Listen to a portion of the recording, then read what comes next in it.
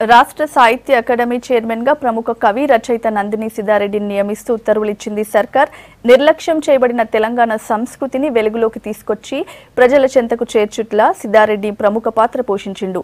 తనను సాహిత్య academy chairman గా చేసిన సర్కార్కు కృతజ్ఞతలు తెలిపిండు నందిని సిద్ధారెడ్డి. తెలంగాణ సంస్కృతిని ఇంకింత జనాల్లోకి తీసుకుపోతానన్నాడు.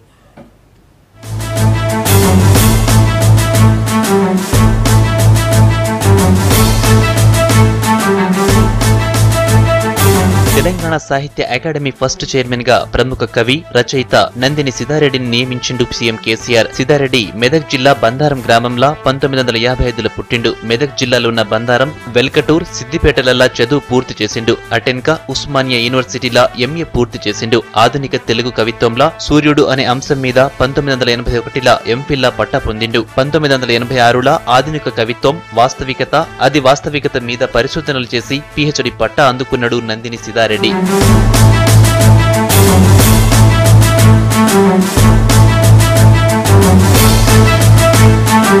సిద్ధారెడ్డి మెదక్లా కొంతకాలం పనిచేసిన తర్వాత సిద్దిపేటలో ఉన్న సర్కార్ డిగ్రీ కాలేజీలో తెలుగు లెక్చరర్ గా పనిచేసి 2012లో పదవి విరమణ పొందిండు. విద్యార్థి గున్నపడి సందయ్ కథలు, కవిత్వం రాయడం మొదలుపెట్టిన సిద్ధారెడ్డి నవ సాహితీ మెదక్ స్టడీ సర్కిల్ అనే సంస్థను కూడా నడిపిండు.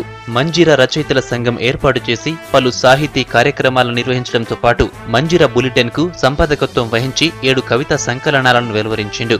సోయి అనే పత్రికకు సంపాదకత్వం వహించిండు. 2001లో తెలంగాణ రచయితల వేదికకు వ్యవస్థాపక అధ్యక్షుడిగా పనిచేసిండు సిద్ధారెడ్డి.